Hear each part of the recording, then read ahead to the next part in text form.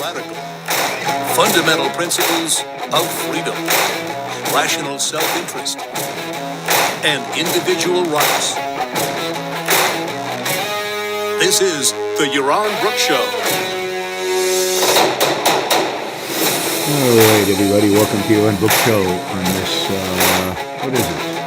Wednesday, first day in March. So,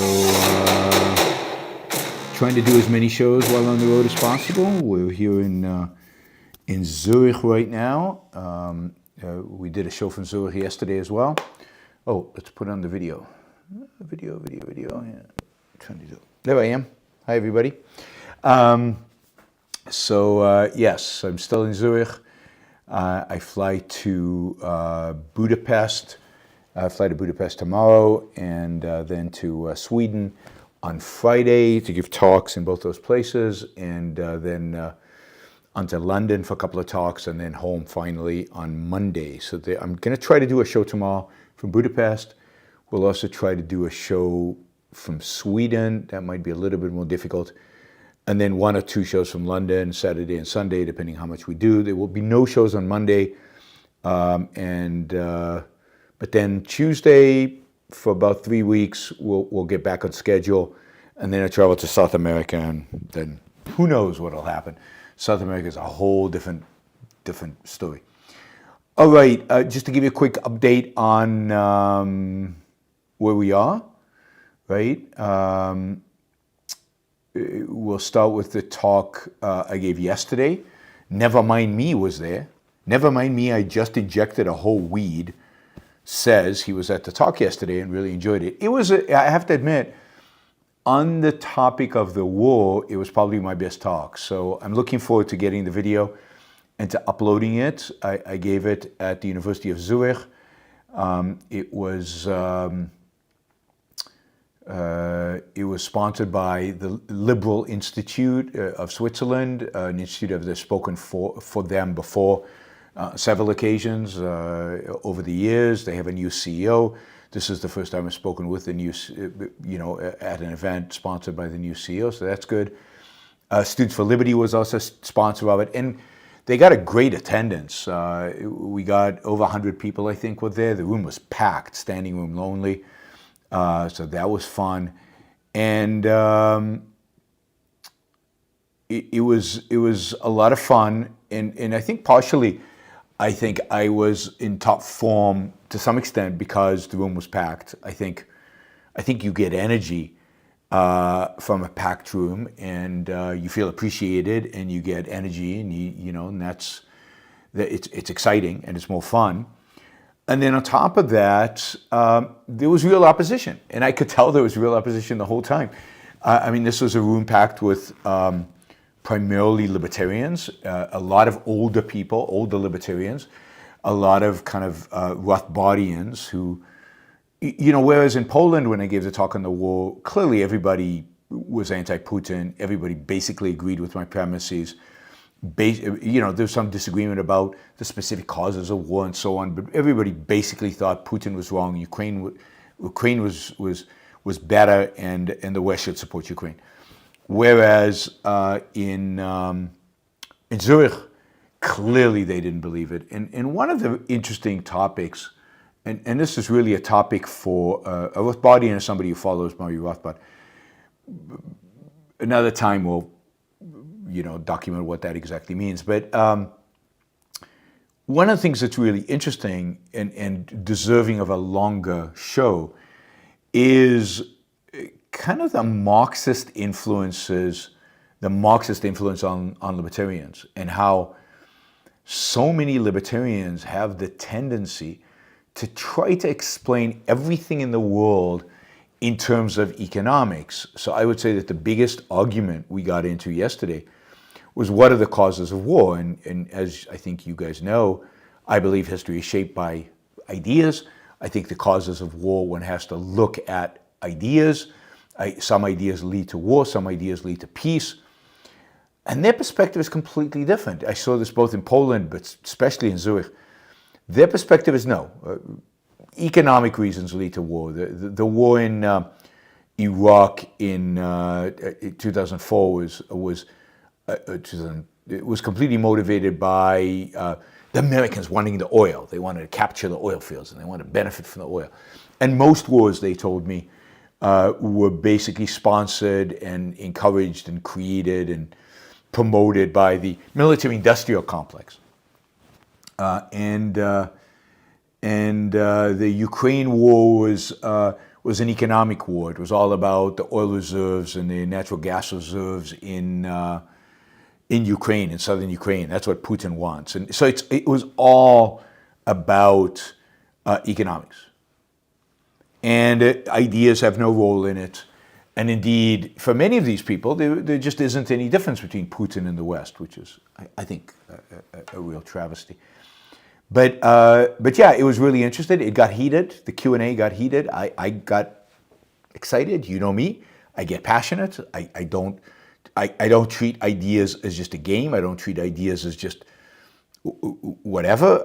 These are life or death. These are important things, and I get excited and I get passionate. And so I think you'll enjoy the Q&A because there's a lot of back and forth, and there's a lot of passion and excitement from me, and then their response to it. But it is really shocking to me the extent to which libertarians are, if not pro-Putin, neutral, anti-West, and have this bizarre notion of what wars are about, of what wars were about.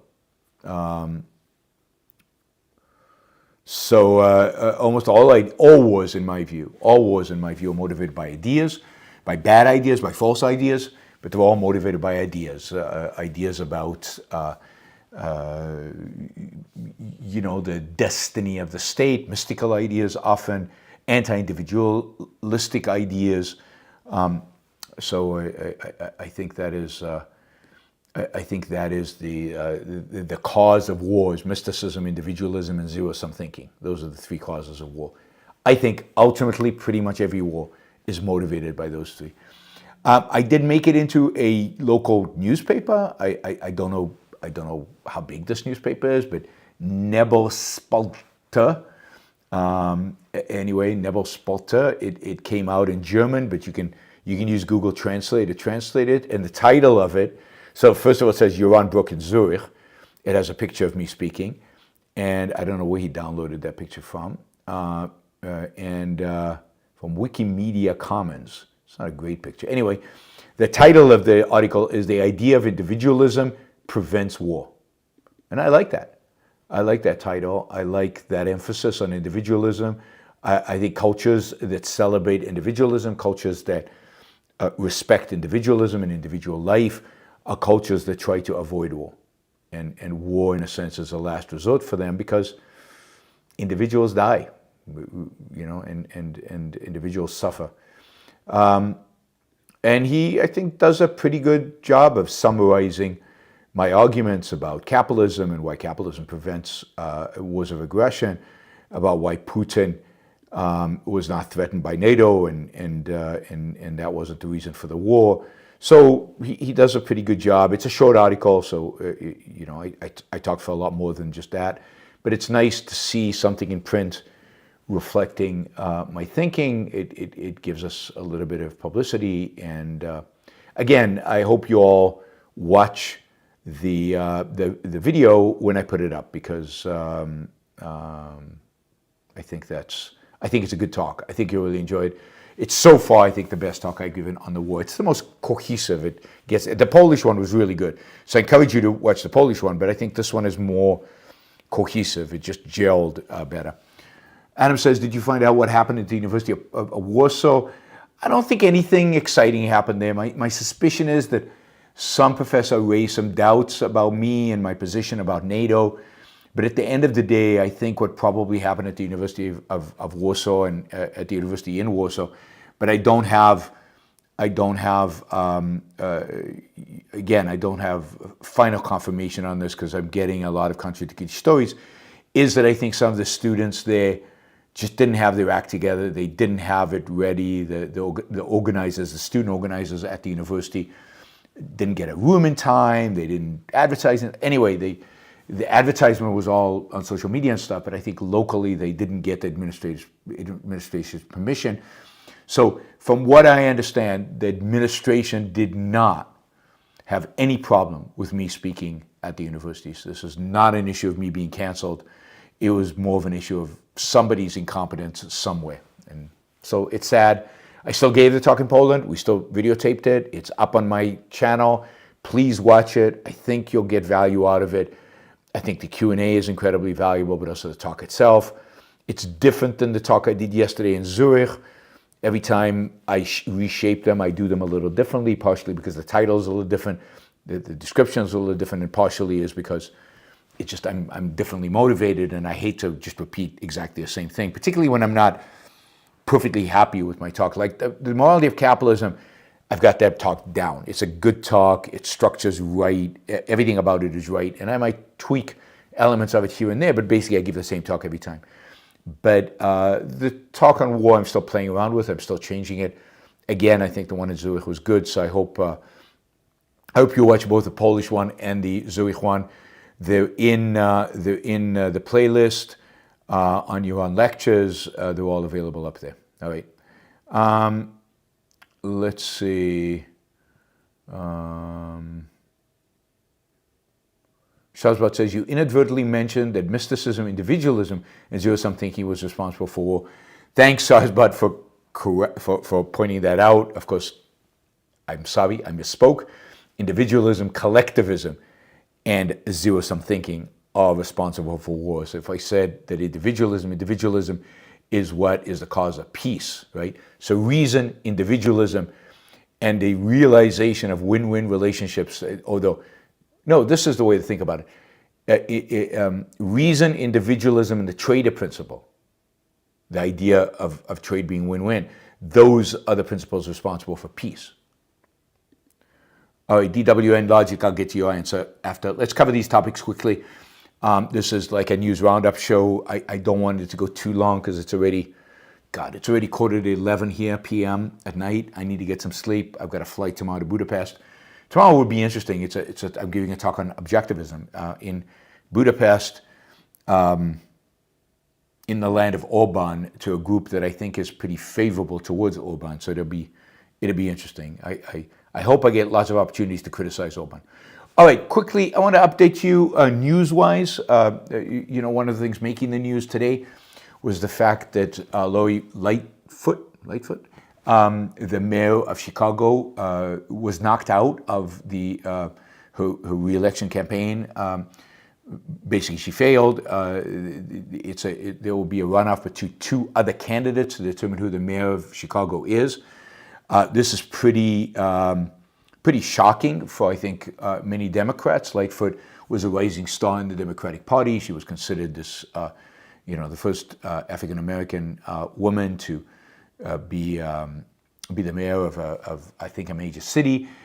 She was considered one of the progressive stars, and she won, I think, by fairly comfortable margin when she ran for mayor 4 years ago. But she was mayor of Chicago during COVID and made a lot of bad decisions during COVID, lockdowns.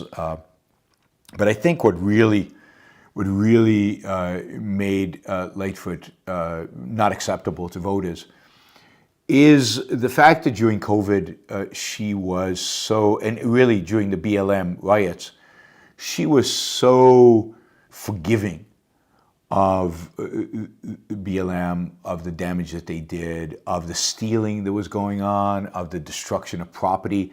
She refused to prosecute, or she I don't know that she had a say, but she vocally supported the rioters, including when they broke into stores and stole things. She encouraged the police not to prosecute them. I think she was very, very, very friendly to the worst elements within BLM. And then, of course, I think that the BLM riots and the demonstrations, it took a city that was already pretty bad in terms of homicide rates and violent crime. If you remember, Donald Trump had said that he's going to send federal troops into Chicago to clean up Chicago before COVID because of violence. Well, I think her response and her weakness and the response and just generally the weakness of the response to BLM, I think ultimately encouraged a dramatic spike in violence in Chicago. Chicago has been dealing with a huge increase in violent crime over the last, since COVID.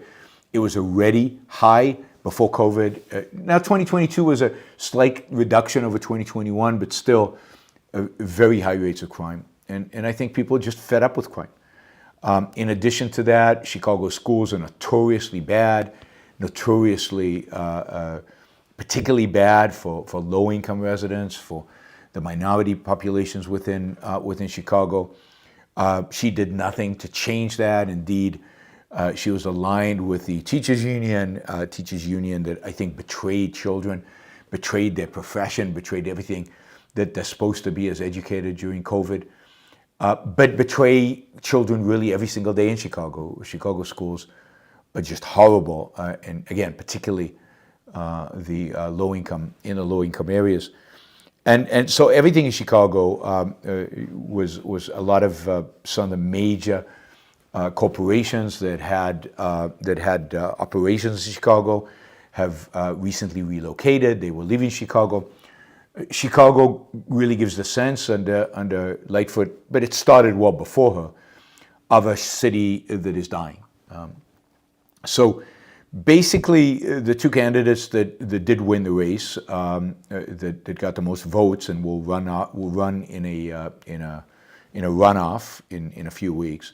One candidate, all of them Democrats, by the way, but you know it's a nonpartisan race, so anybody can run. But the candidate who won, who got the most votes, is actually a guy who was accused throughout the campaign of being a Republican, even though he is a lifelong Democrat. But the reason he was blamed for being a Republican was that he emphasized law and order, and he ran the campaign on, I will stop the violence, I will increase the police budget, I will increase the number of policemen in the streets, I will not tolerate Chicago as this unbelievably violent place. So I think that's a very positive sign. He's not the first. I mean, Adams in New York is another mayor who's committed to reducing violence in the city, even though he's a Democrat. I think that many, if not all, of the defund the police candidates, whether defund the police candidates for mayor or defund the police candidates for district attorneys, have lost. The country overwhelmingly is not supporting defund the police agendas. The country overwhelmingly is not a progressive country. Even in some of these cities that vote Democratic, they're not open to the crazy left's ideas. So we're seeing a pattern in city after city, in school district after school district, where the most crazy of the left are being voted out. I'm sure not everywhere. Certainly, I would have liked to see a different outcome in the mayor race in Los Angeles. There was a candidate that was far better, a businessman who lost the mayoral candidacy to a woman who was quite progressive in Los Angeles. But in many cases, we're seeing the progressive lose out in elections. I think this is a positive trend, and it shows that America is just not ready for the craziness that is the radical left. Let's see. Okay. All right, so that's Chicago. Let me quickly give you an update from Iran. There's a lot going on in Iran. So Iran, there's a lot going on both economically and, there's a lot going on in terms of protests. There's a lot going on in terms of the nuclear program. There's a lot going on in terms of Israel and what Israel's trying to do there and Israeli attacks on them. I'm going to give you a quick rundown. Again, we'll keep track of this. But it looks like over the last few days, the number of protests has accelerated in Iran. So January was a relatively quiet month, and early February was a relatively quiet month. But since the last few days in February, protests have increased dramatically. On February 28th alone, there were 20 protests around the country, and demonstrations all over the place. Many of these demonstrations are now shifting focus away from the hijab to demonstrations centered on economic issues. Iran's economy is a disaster. You've got very high inflation. People are struggling economically. The rial, the local currency, has gone, hits a record low on February 26. 600,000 rial was $1. 600,000 rial was $1.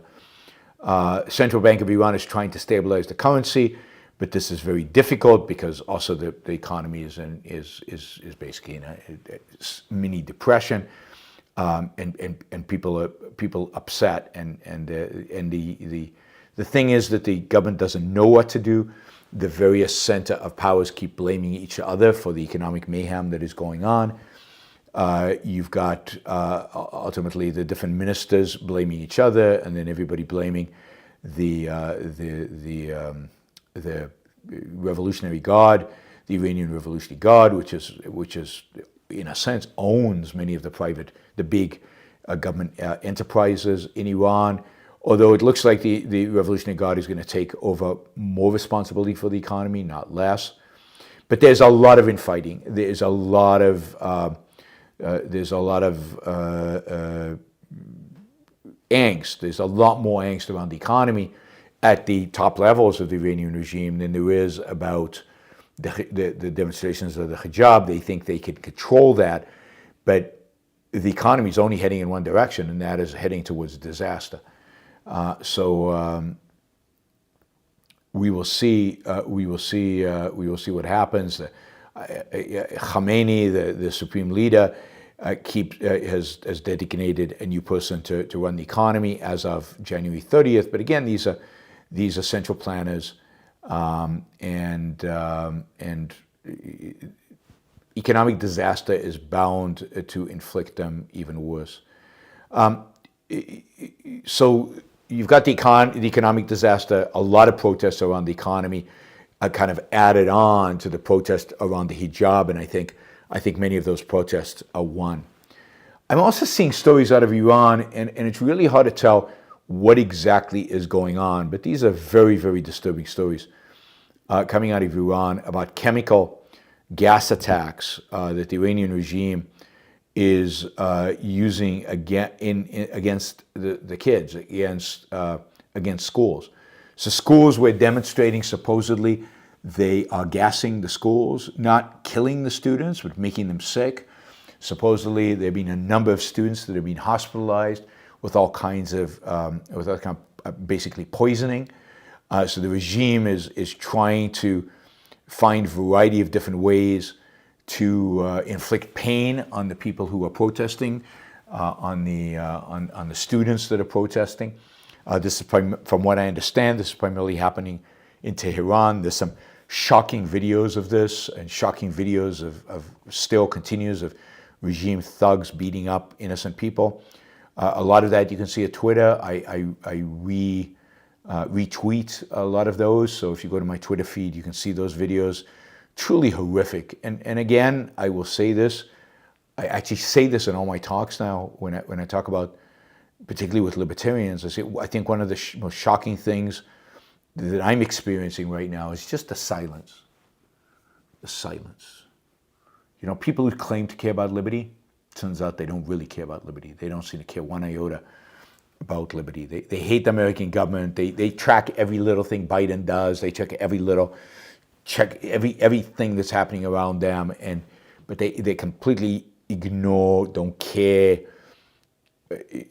about people in other countries who are fighting for their freedom and fighting for their liberty, and about a regime that is just crushing their people, devastating them, and murdering them and killing them, and doing horrific things. So I actually am pleased by this development of now those who are opposed to the regime vis-a-vis economic issues also joining the demonstrations. I think this expands the base of the demonstrations.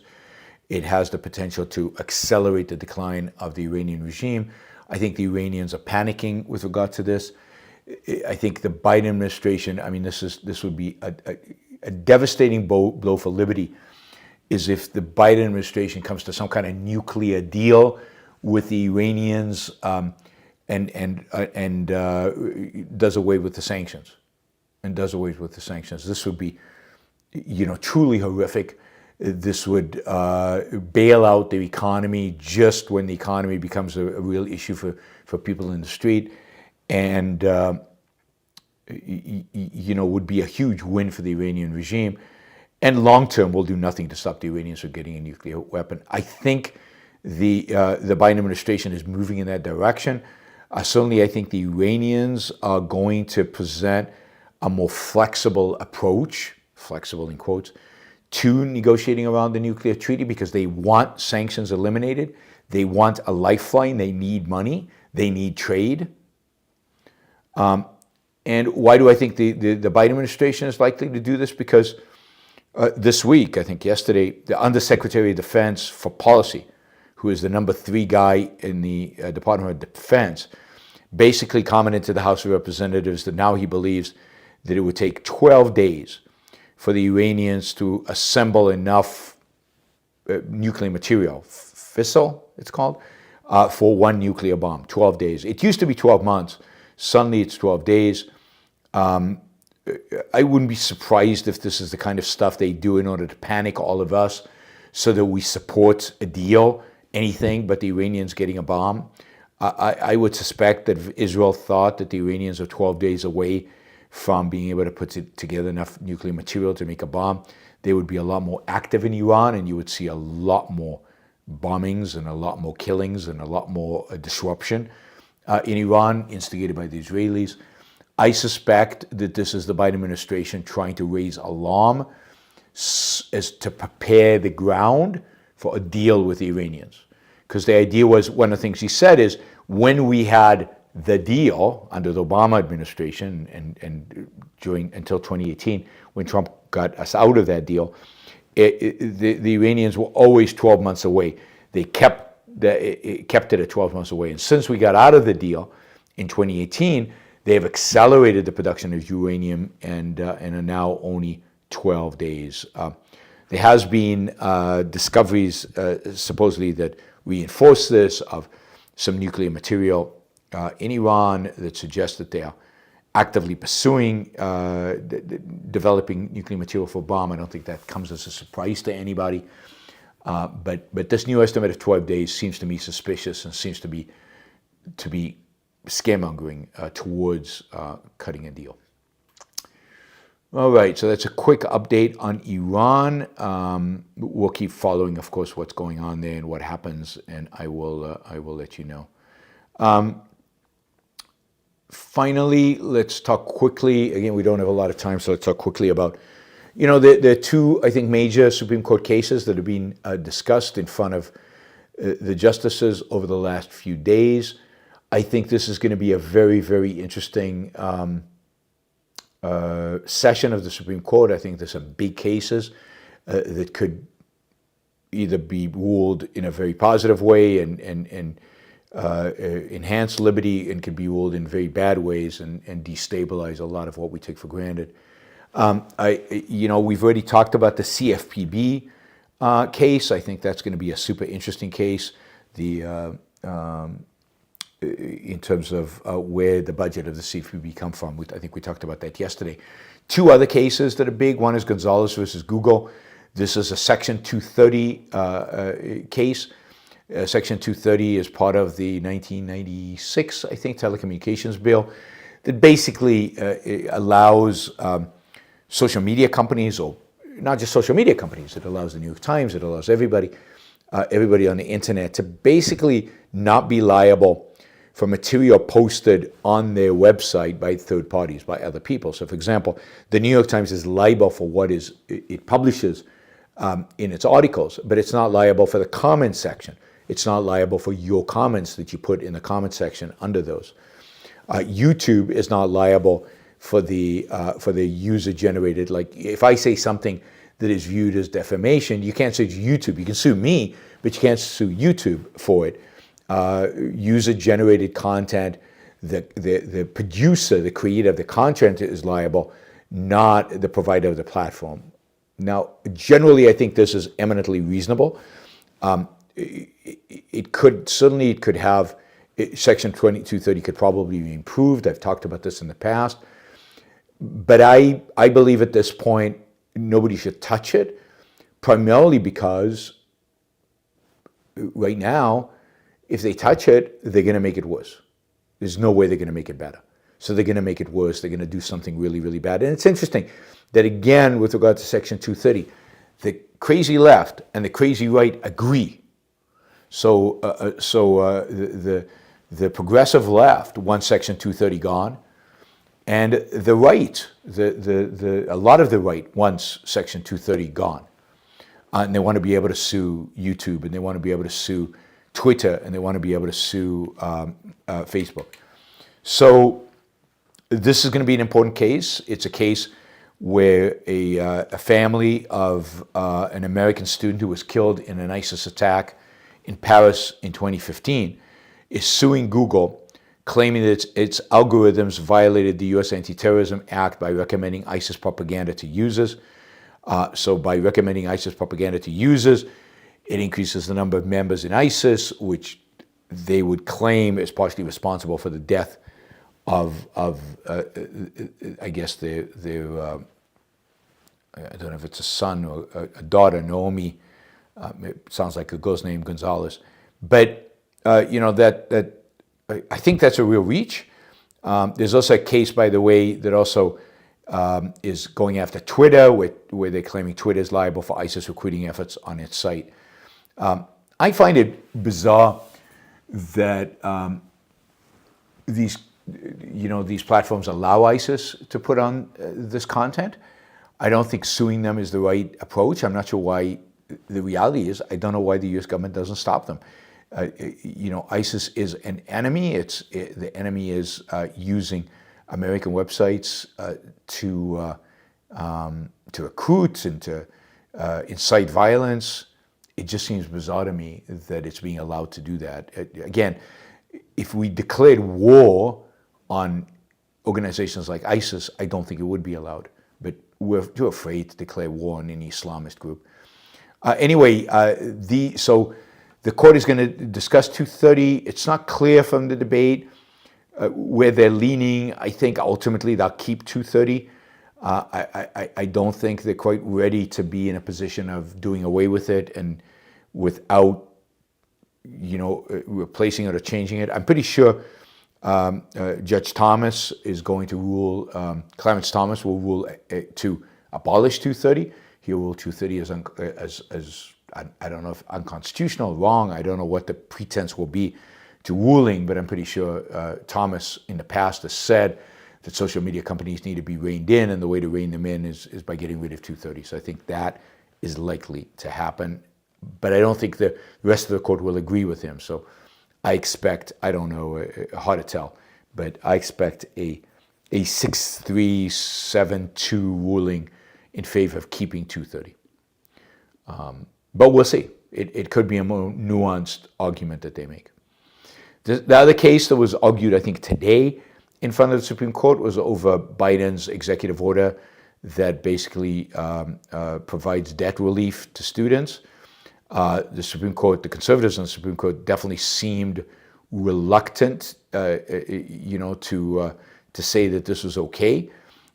They had a number of issues. One is executive privilege, and where does the executive branch have the authority to do this, or is this a congressional matter? So it isn't a principled thing that you can't forgive debt. You can.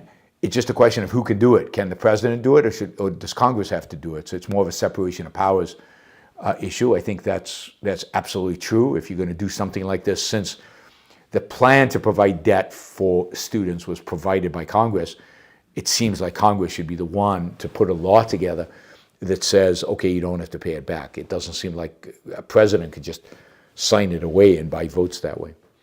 There's also some questions about Biden's use of COVID emergency powers in order to do this and pretend that this has something to do with COVID. I think that the court seemed really skeptical about that, and what the Secretary of Education knew, what relevance he had to COVID, why he was getting involved in COVID policy, and how student debt was related in COVID. So there was a lot of skepticism whether there's an emergency anymore. There clearly isn't. On the flip, there's also a question of the fairness of the plan. I don't know under what section of the Constitution you could rule that the plan is unfair. Maybe there is. I hope there is. That would be great. If clearly the plan does not comport to equal before the law, equality before the law. And then finally, on the flip side, on arguing that this will be thrown out or that they will side with the Biden administration, there is a question of standing. To bring a lawsuit, you have to have standing. You have to. There has to be reason why you can sue the government for this. And here, red states have sued. So I think in this case it's Nebraska. Red states have sued, and it's not clear why state governments have a standing in the case, why it's relevant. Another lawsuit where there might be better standing is students who their debt will not be relieved or only partially relieved are suing on the basis that it's not fair, that they're being discriminated against. So, it isn't. There are going to be a lot of other, I think, important cases here. We will see. I think this court is an interesting court. It's a court that's willing to overturn precedent. We've seen that with Roe versus Wade, obviously, so that could be good and can be bad. But it makes it not boring, right? It makes it interesting, and it makes it potentially incredibly influential for the future of law and business and culture in America. So I'm looking forward to monitoring the court and staying, filling you guys in on the interesting cases, and maybe bringing on some lawyers when we have really difficult cases. Jeremy says another interesting case right now is Axon Enterprises Inc. versus the Federal Trade Commission. I really don't know anything about that case, so I'm going to have to look it up. So thank you, Jeremy. I'll take a look and see. All right. Let's see. All right, so we will turn to Super Chat quickly. DWN Logic said, you mentioned that Fox News barred you in the 2012 election. What were their reasons?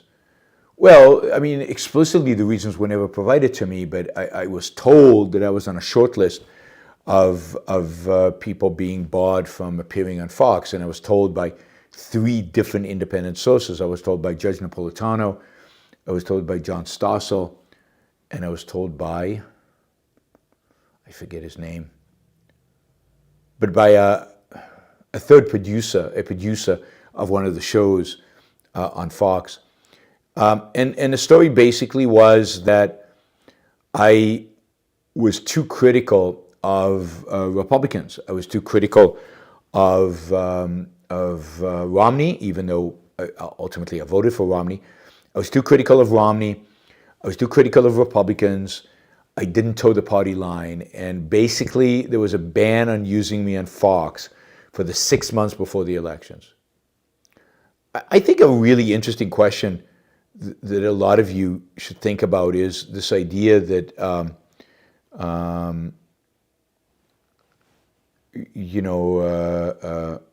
this idea that government influences media and government, influenced Twitter. They told them who to delist and what they could put and what they couldn't. And Twitter sometimes listened and sometimes didn't, but isn't that censorship? Well, what do you make of this incredibly close-knit relationship between the Democratic Party and, let's say, MSNBC and to some extent CNN, and the Republican Party's very close relationship with Fox News, and the fact that Fox News basically carries water for the Republican Party, and let's say MSNBC carries the water for the Democratic Party, and is that legit? And is that a violation of the First Amendment? And when Trump was president, when he would make requests from Fox Is that the same thing as people making requests of Twitter? Is there really a difference? We have today a very, very, very problematic relationship between our political establishment and the media that clearly borders on First Amendment violations. I'll give you a quick example from the news right now. Kevin McCarthy, the Speaker of the House of Representatives, he has control over all the footage, all the video footage from January 6th, from the January 6th break-in into the Capitol. Footage from all the security cameras around the Capitol. He was planning, I think he changed his mind today, but he was planning to release that video, not to the general public, not to the media in general, but he was going to release it only to Tucker Carlson on Fox, give him an exclusive, and release it to the rest of the media only after Tucker Carlson got to, you know exactly what he was going to do with it, manipulate it, edit it, distort it in order to show that this group of vandals and, you know, insurrectionists really were just patriotic Americans roaming around the Capitol and had no ill intent. That's what Tucker Carlson would have done for this. But by what standard can a political party, somebody in power, give exclusive content like that to one network? You know, it's bizarre. You know, and there really is also a question of whether. Anyway, so it's. I think he reneged today because a lot of people were criticizing it, and many people criticized it on First Amendment grounds. I'm not sure you can, but it would be interesting. So here we are. So this is, you know, this is a state of free speech. This is a state of kind of in America of all places, the real, not exactly merger, but the real influence of politics over our media is truly horrific. Luckily, we have a variety of different media sources, and that provides some ability for all of us not to only get one party's specific propaganda. You have more variety in media today than ever in human history, in American history. Right, Jeremy says the case challenges the internal administrative law judges of the executive branch agencies being unreviewable by federal courts until they finish their often lengthy process and have a final ruling.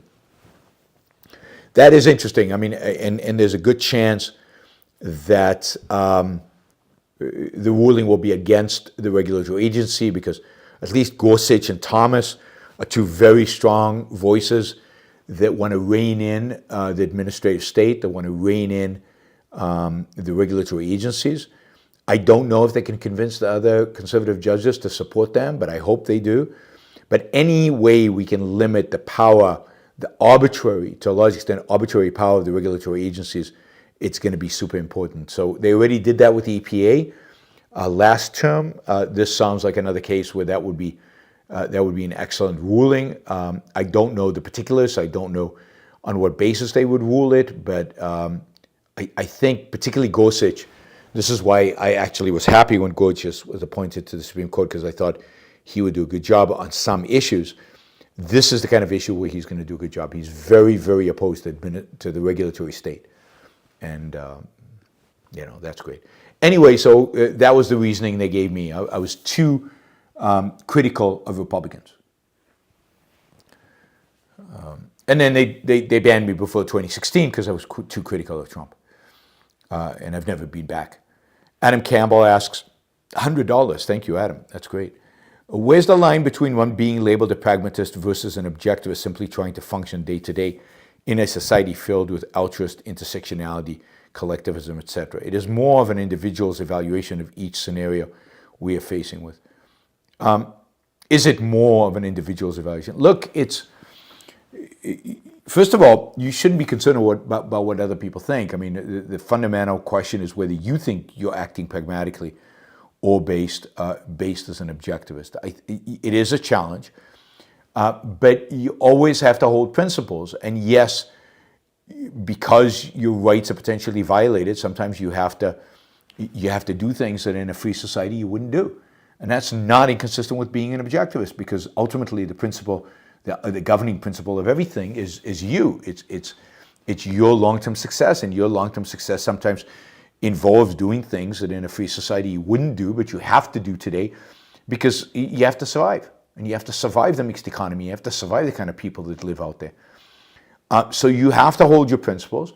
When you have to, try to hold context of what is going on, and you have to make sure that you're applying the principles, all the principles, and the proper hierarchy of principles to the decisions that you make.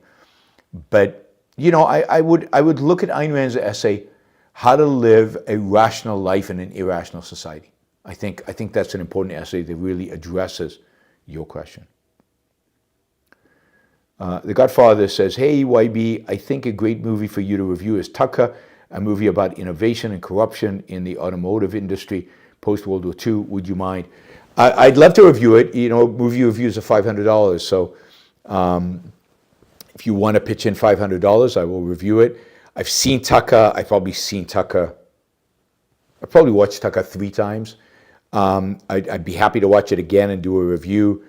As I said, movie reviews are $500. So, and I am behind on movie reviews. I do owe 2 movie reviews, one to Shazbad and one to another one. I will get to them. Puss in Boots and Princess something. James G says, "You mentioned all the cities in the U.S. are blue. What makes them all become bankrupt or vote for bad policies that ruin their lives? All cities are in debt. Majority of small areas have neither wealth or debt. Stuck in time. Why?" Well, I mean, that's a complex question, and there's a lot that could be said. But at the end of the day, so first of all, not all cities are blue. I'm sure there's some that are not. I can't remember which ones, but I'm sure not all cities are blue. Certainly in the Deep South, there are many cities that are not blue, but I'd say most of the major cities in the U.S. are blue. I think the reasons for that are a few. One is because of, so from one perspective, because of the movement of the middle class out of the cities are primarily low income. For whatever reason, the Republican Party has not been able to capture those votes. Lots of reasons why they haven't. The Democratic Party has done a good job on capturing those votes and securing those votes and making those cities blue. Some Democratic mayors are being more effective at running the cities, and others are being less effective at running them. But overall, the Democratic Party dominates the inner city because of they dominate generally the votes of poor city folks. Part of that is minorities. The Democratic Party has a big majority in terms of getting votes from blacks and Hispanics, but I don't think that's the only thing. I also think it is poverty. But it's also true that cities are being gentrified, and a lot of people are moving back, and there's a lot of middle class and upper middle class people in the cities. But the reality is that in America today, a lot of the middle class and upper middle class are Democrats. The Democrats, I think, to a large extent, because they were repulsed by the Republican Party. I don't think that Democrats necessarily because they truly believe in democratic ideals, at least some of them. But some of them are progressives. Many of them are progressives, and many of them are progressives because they went to college and they bought into the ideas that the left presents. They're more intellectual, and the left tends to be more intellectual than the right. Look, there's a real gap between Democrats and Republicans. Democrats attract the people who went to college. Democrats attract people who generally hold positions in positions that require more education and just more smarts, if you will, more intelligence, and those people live in the cities. I think the Republican Party maybe has not put an emphasis on cities, does not have the right message for cities, and has not managed to appeal to both the educated and the inner city. And until the Republican Party shapes up and starts doing that and embraces culture, the reality is that culture is not something, culture, i.e. arts, and things related to art, is not something Republicans are strong at. And country music is about it, right? And cultural institutions are not exactly supported by Republicans, and that is problematic because a lot of people love their cultural institutions, and the people who support those cultural institutions are Democrats. The people who talk about these issues are Democrats. The Republicans don't have an agenda for people like that, for people who want that. And anyway, Republicans don't have the messaging. They don't have the ideas that will help them take over the cities, but they should. And of course, what's happening in the cities, they're getting more and more in debt, but so are the states. So the states getting more and more in debt, and there are problems. Once in a while, a Democratic mayor will come out and clean up the city and reform its finances. If you remember, Mayor Koch, was it Koch in New York, started to do that, and I think Giuliani, who was a Republican, continued that. So once in a while, when things get really, really bad, a Republican gets elected. We will see what happens in the cities.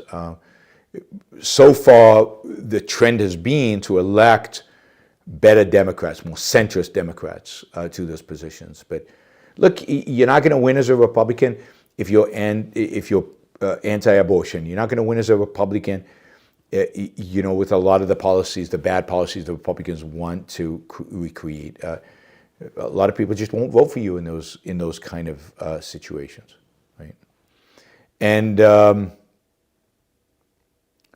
think one major city that is governed by a Republican, a mayor Republican, is San Diego. I think that might be right. But look, Seattle is in deep, deep trouble. Portland is in deep trouble. San Francisco is in deep trouble. LA is in deep trouble. But the reality is Dallas, Houston, Austin, in spite of having Democratic mayors, are doing fine. Doing fine. Seems to have more to do with the state being blue or red than the city, maybe. I'm not sure. The Godfather says, he gives me a link to a YouTube video, is a clip regarding how private equity works. What are they missing? I thought PE just invests. Is how PE works in the context moral? Well, I don't know what the clip says, and I can't watch it in the middle of the show. I certainly can try to watch it later.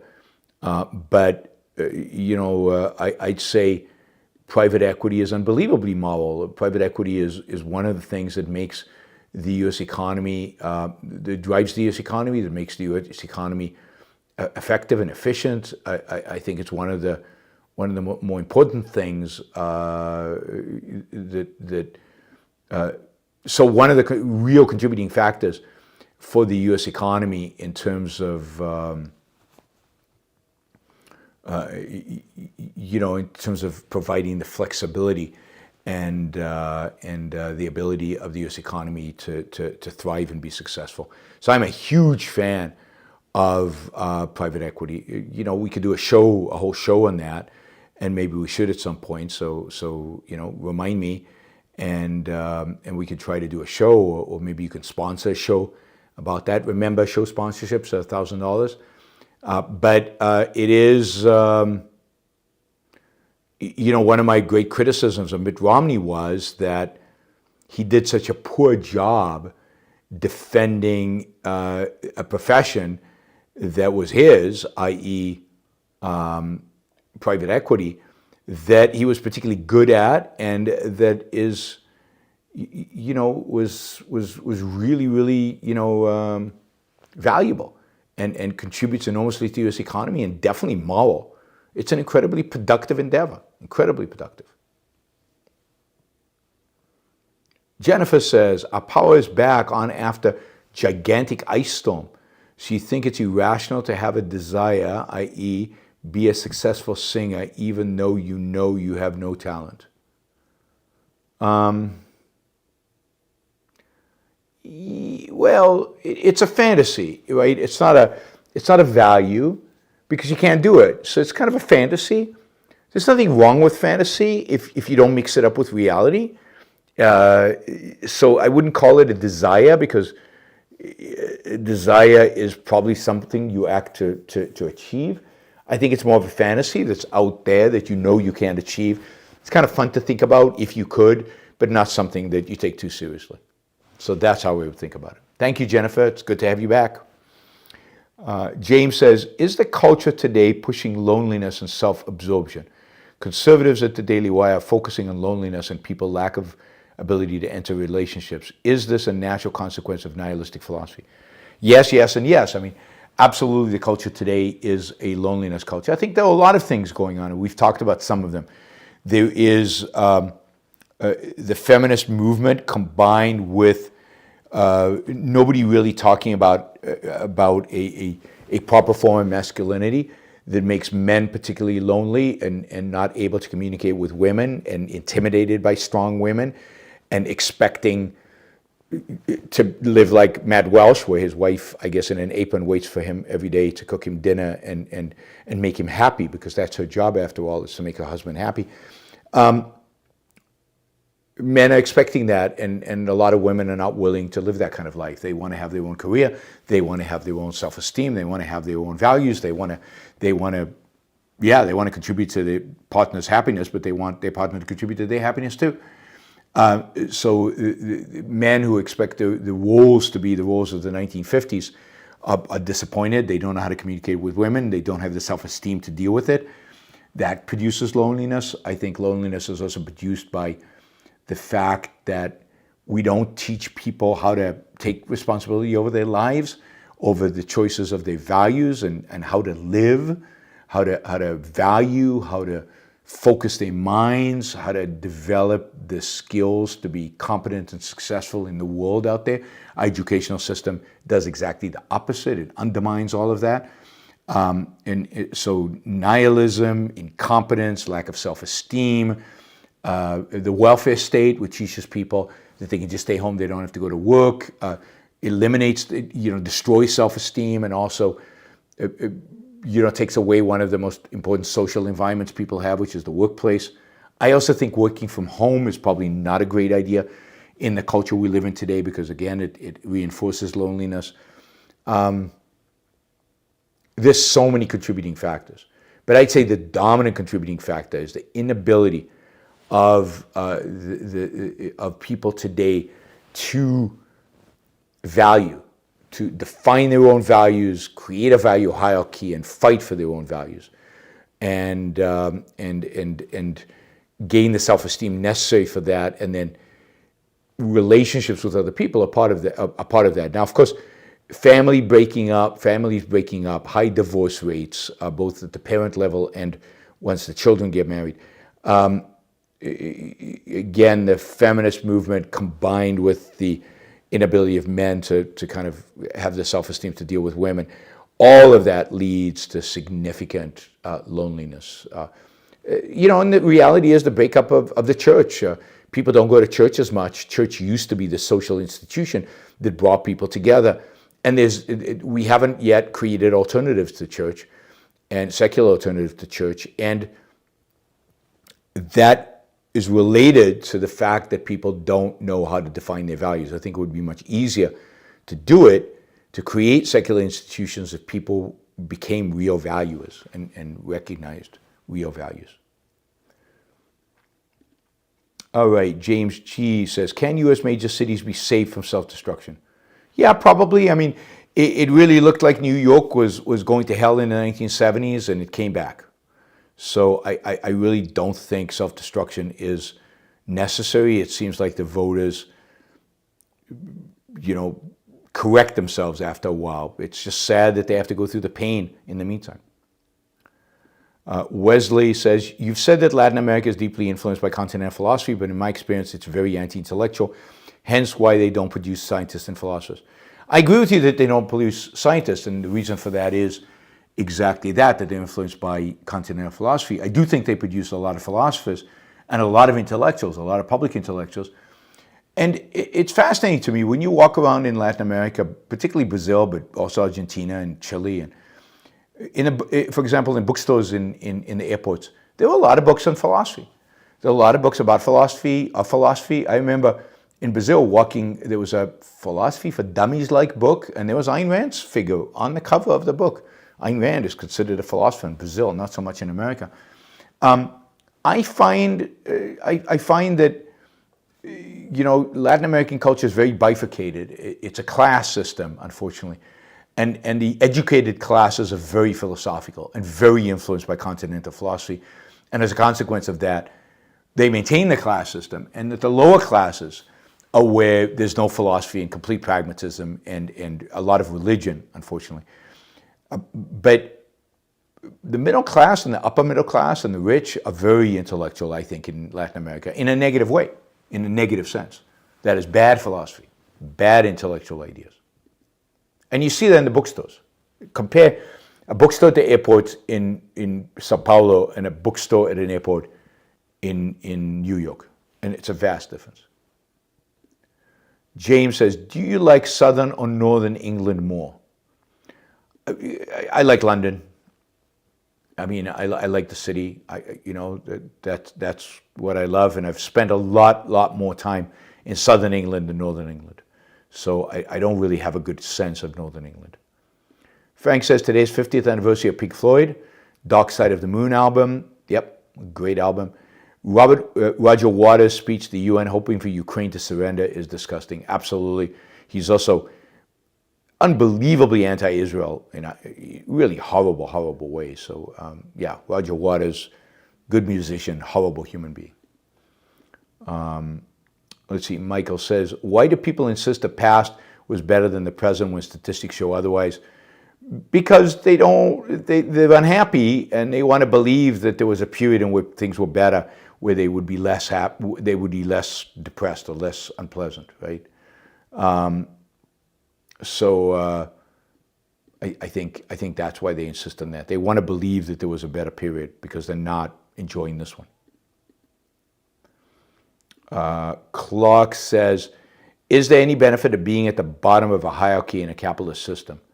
Well, I hate the term hierarchy as applied to capitalism. What does it mean in that context? But no, there's no benefit to it. There's no necessarily evil to it. People who have limited abilities are going to be at the bottom of the hierarchy, and that is, it's better for them to be at the bottom of the hierarchy of a capitalist system than at the top of the hierarchy in a socialist system. So capitalism benefits everybody, top to bottom. In many ways, the 1950s were a more sane time. Insanity has broken out all over today, as if we are supposed to accept that people are just loopy like Lori Lightfoot. It was, to some extent, more sane. It's not clear that it really was. It was superficially sane, but all this stuff was boiling under, in the background, and it blew up in the 60s, and then it was pushed back into the background again, I think in the 80s and 90s, and then it's been bubbling up to the surface again now. But you should not have any kind of nostalgia for the 50s. The 50s were not a good period of time. Government was awful. It was doing horrible things. Remember, marginal tax rates were something like 80-90% in the United States. And there were a lot of really, really bad things going on in the U.S. Jim Crow laws were still in the South. So there's no reason to be nostalgic. Not Your Average Algorithm continues, while the 1950s had its share of evil, irrationality, and cruelty towards others, it manifested in different ways. The general population had higher standard of behavior. Today's ugliness is on a display. Yes, but I think those high standards of behavior were a facade that I don't think really reflected anything really deep behind it. I don't think people are necessarily that much happier. And certainly there were real social ills and real ugliness, certainly, again, in the South, but all over the culture. The wackos today are more wacky than they were in the 50s, both on the left and on the right. But again, there was the John Birch Society on the right, which were pretty crazy people. One of the things that happened in the 50s, and I will talk about this in a future episode, is the country was united, and it was united by the Cold War. And I think there's a real longing both on the left and the right to bring back a Cold War, because they view that as the only way to unite the country. And I think that's why both left and right in America are so adamantly anti-China. I mean, there's plenty of reasons to be anti-China, but they are so eager to bring about a Cold War with China, so eager to push us in that direction and encourage China to view it on the other side, that I suspect, and I've read about this a little bit, that there's a certain nostalgia to the 50s that certainly the Republicans have, but also the left has. It's a time of unions, it's a time of high marginal tax rates. They consider it a time of ideal, low inequality, supposedly, ideal social circumstances. Of course, there was no welfare state. Of course, there was no Medicare. So if they really think about it, it's not ideal. But the left also likes the idea of the 1950s and the idea of the Cold War. James says, Warren Buffett hates private equity. Is he PE? No, he's not PE. And Warren Buffett hates a lot of things irrationally. Warren Buffett is very irrational. He knows nothing about economic policy. He knows nothing about, I mean, he is, I think this is where Warren Buffett is immoral, because he should know better. He knows the value of PE, why PE is crucial, why PE is important, why PE contributes to this economy vastly, and to be anti-PE with the knowledge Warren Buffett has, there's just no excuse in the world for it. Okay, last question. Liam says, I meant to ask this during your Chat GPT show. Have you ever caught a student cheating or plagiarizing? How did you handle it? Yeah, I mean, I basically failed the student. So yes, I have caught students cheating. I don't tolerate cheating. I didn't tolerate cheating. I was pretty lenient about a lot of things, but cheating was beyond the pale. So yes, I reported them to administration, gave them an F, and it proceeded from there. All right, guys, thank you. I hope to see you tomorrow. I hope you enjoyed the show. If you're listening, not live, and you'd like to support the show, you can still kind of contribute a super chat like thing in YouTube directly. Just click on the button there. You can also become a member. We have member-only shows. We'll have one in March. You can also become a member by clicking the join button. And you can also support the show on yaronbrookshow.com/support. Patreon, a subscribe star. I love the monthly contributions because they give me a predictability. So please consider becoming a monthly contributor if you're not already. Value for value. If you enjoy the show, show appreciation by becoming a monthly supporter of the show. Thank you all, particularly to Super Chatters and to everybody listening. I will probably see you all tomorrow.